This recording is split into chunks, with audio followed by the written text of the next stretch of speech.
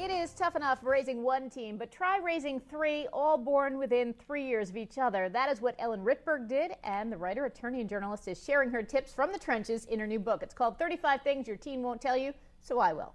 She joins us now to talk about the book. It's great to have you here. Thanks for having me, Kristen. You know, it's a great book because it's small and you can just kind of flip through it and get to what you need. Yeah. And I think it's a guide that parents need nowadays because it's tricky times out there. Oh, totally tricky and scary too. Mm-hmm. Very scary. And basically you're telling people, don't be afraid to parent. Don't be afraid to have your kid not like you. Don't try to be their friend.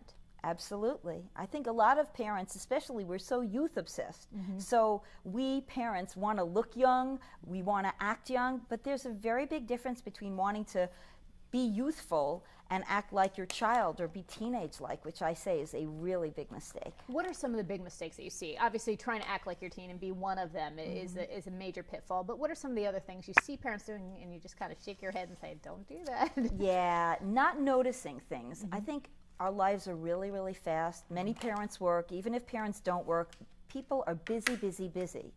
And teens have an agenda. All teens, even the good ones, even the ones that are on the honor roll and the student leaders, they want to be sneaky, they all lie, and they want to stay under the radar and they totally want to lead a secret life. That's their aim. They want to stay out of your way and you don't know what they're doing, and that's what they want. And you say afford them privacy and afford them respect, but remember, it's in a home, it's not a democracy. Totally not. I say that you should be what is called an enlightened despot. I learned in high school. In high school they said, remember the Middle Ages, there were fiefs or fiefs, and the enlightened despot is the person that knows the right thing. Your judgment is complete good judgment. Your teenager's judgment is impaired. They really are impaired at that age.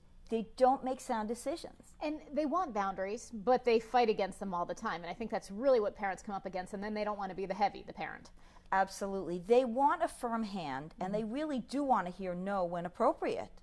They really do. They will debate you until you're just blue in the face. Don't ever get to that point. No is no, and you have to know what is too liberal and letting them do too many things too early. Curfews, very important. Set curfews, set house rules, which I talk about in my book, as you know.